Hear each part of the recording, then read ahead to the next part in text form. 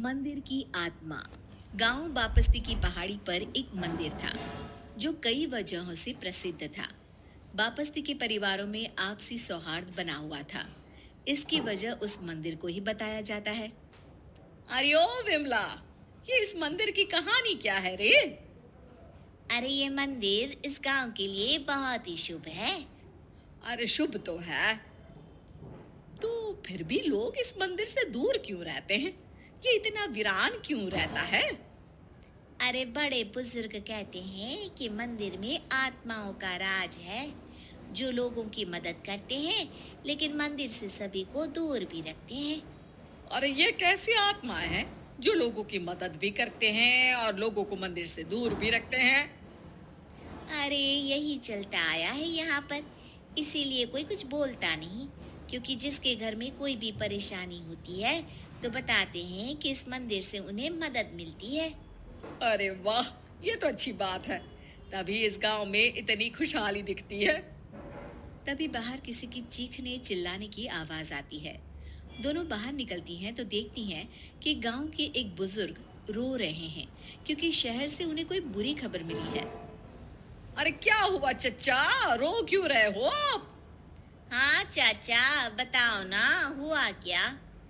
अरे क्या बताऊं बेटे, मेरा बेटा शहर गया हुआ था कमाने, लेकिन आज खबर मिली है कि उसका एक्सीडेंट हो गया।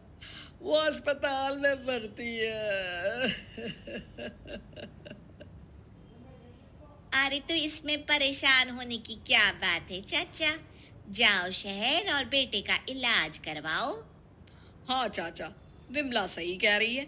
आप शहर जाओ और इलाज करवाओ। अरे कैसे इलाज करवाऊं? अभी पैसे नहीं है और शहर के अस्पतालों में इलाज का खर्चा लाखों में आता है। अरे चाचा, भगवान पर भरोसा रखो, कहीं ना कहीं से मदद जरूर मिल जाएगी। बस आज का दिन कैसे भी काट लो। अरे अब तो बेटा थोड़ा समय काटना भी मुश्किल होता जा रहा है। देख कमला, तू ही समझा चाचा को। अरे पैसों का कहीं ना कहीं से इंतजाम तो जरूर हो जाएगा। अरे चच्चा, जब विमला कह रही है तो थोड़ा उस पर भी भरोसा रखो। चलो आपको घर छोड़कर आ जाती हूँ। उसके बाद कमला उन बुजुर्ग को लेकर चली जाती है और विमला मंदिर की ओर चली जाती है। विमला मंदिर की सीढ़ियों पर चढ़ते हुए दूर से नजर आती है। उसके बाद वो आंखों से ओझल हो जाती है। उसी रात उस बुजुर्ग के घर के बाहर एक थैला रखा हुआ मिला। बुजुर्ग उस थैले को देखते ही चौंक पड़ा क्योंकि उसमें 5 लाख रुपए रखे हुए थे। वो बुजुर्ग सुबह दौड़ा दौड़ा गांव के दूसरे बुजुर्गों के पास गया। अरे मंगल भाई सुनो, मेरे घर के बाहर ये पैसों से भरा बैग रखा हुआ मिला है। अरे किसका है ये भाई? अरे भैया, मुझे क्या पता। तभी उधर से कमला और विमला निकलती हैं। अरे बेटा सुन तो, देख ये क्या रखा हुआ था मेरे घर के सामने। कमला और विमला हैरानी से देखती हैं। अरे वाह, देख विमला, तूने कहा था ना कि कोई ना कोई मदद जरूर करेगा। अरे भगवान सबकी मदद करते हैं। ये पैसों की मदद भी भगवान ने ही भेजी है। और क्या। अब चच्चा सोच क्या रहे हो, शहर जाओ और बेटे का इलाज करवाओ। ठीक है बेटियों, जो तुम कहो।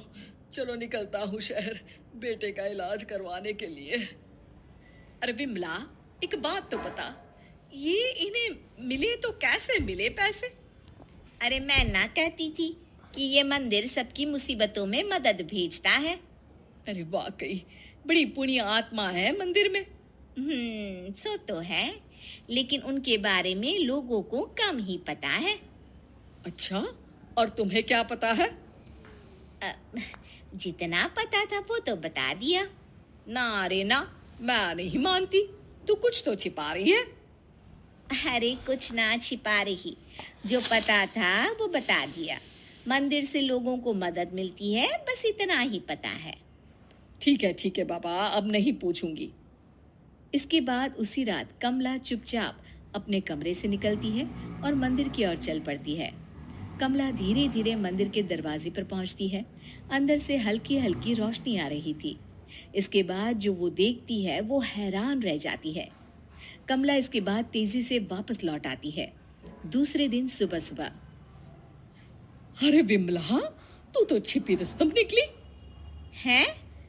ऐसा क्या छिपा लिया मैंने? अरे तूने तो भनक ही नहीं लगने दी और चाचा की मदद भी कर दी। हैं? ये क्या कह रही हो? ऐसा कैसे कह सकती हो तुम? मैंने कोई मदद नहीं की।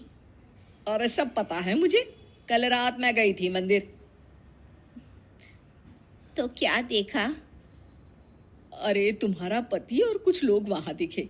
बोरियों में नोट भरे हुए थे और सभी नोट गिनने में लगे हुए थे। तो तुम्हें क्या लगा? वो क्या कर रहे थे?